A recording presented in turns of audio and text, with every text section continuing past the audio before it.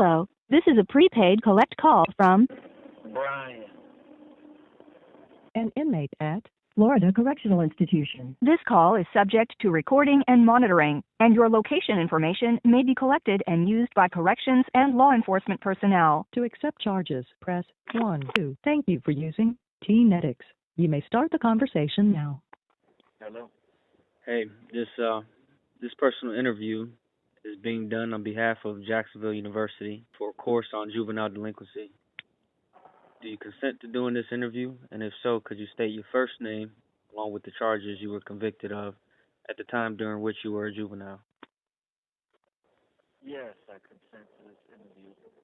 My name is Brian, and I was convicted of armed burglary, armed robbery, and armed false imprisonment. I will begin by asking you a few questions. If you choose not to answer, simply say so and we'll move on. Is that okay? All right. All right. Other than being a juvenile, what do you think drove or motivated you to commit the crimes you were convicted of? I'd say peer influences. One, boredom, not having anything to do. And just the thrill of doing something that you weren't supposed to do. And the justification behind it. Just afterwards, just justify your actions to make it right. Surely you were made aware by the courts the gravity of the situation once you were under arrest. Did a plea bargain motivate you to plead guilty in exchange for potentially less time? Yes. Actually, my public defender, which is the counsel that was appointed to you if you couldn't afford one, he induced me to take an open plea, which is just basically you're asking the court for mercy.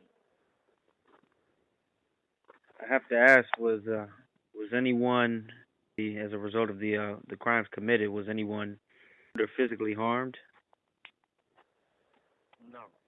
No one was physically harmed, but there was plenty of people that was mentally harmed. Harmed mentally and emotionally.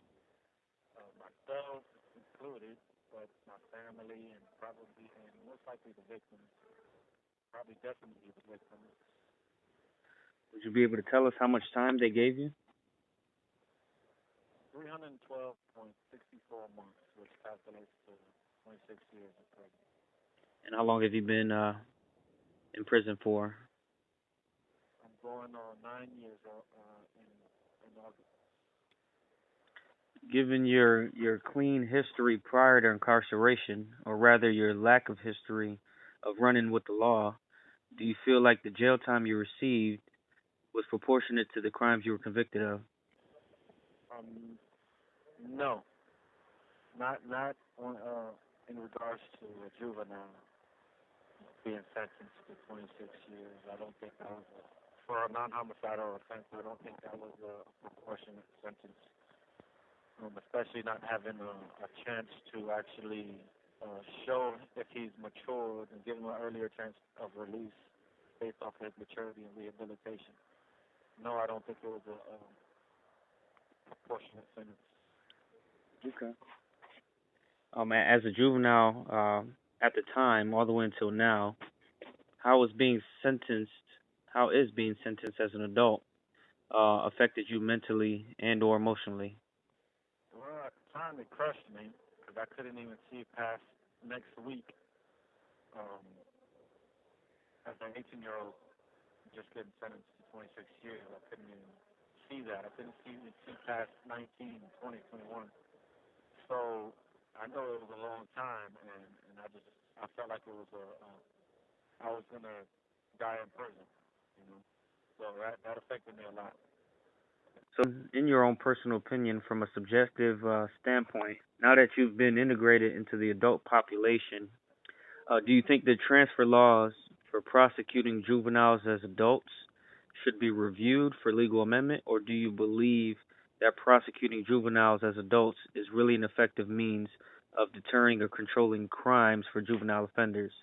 I don't think that a juvenile should be integrated or get sent to prison and do time with adults at all, period. But I do feel like there should be more mentoring programs and different. There should be something else, I'm gonna say, other deterrents. I mean, alternatives. Alternatives to sentencing, and I feel like it has to involve older adults, older individuals that the youth can relate to, but can steer them in the right direction. Well, do you have any regrets? Of course, I regretted I did the crime. I got all this time, and I don't feel like I should have gotten that much time. But at the same time, I say it's been a blessing because to get where I'm at today and the level of understanding that I have today, as opposed to when I was out there on the street, lost, doing a bunch of crazy stuff or whatever. So. Well, since we have less than a minute here, I'm going to wrap it up here with one last question. Is there any coping advice you would have to offer other juveniles who are currently looking to serve adult sentences? Don't drop the soap. No, okay, well, first and foremost, don't lose hope. Keep on fighting. What I mean by that is keep on fighting your case. Don't fall into the prison lifestyle. Don't fall into the playing prison, Study, educate yourself. Because if you don't do it, then you're not going to learn anything. Thank you for using G-Medit. Goodbye. I don't need nobody, my nigga. Fuck I look like. I vibe to my motherfucking self. Who the fuck is that nigga SunTruth's anyway? Shit. Born in the Bronx, the South Bronx. That's where my mama men outlaw. So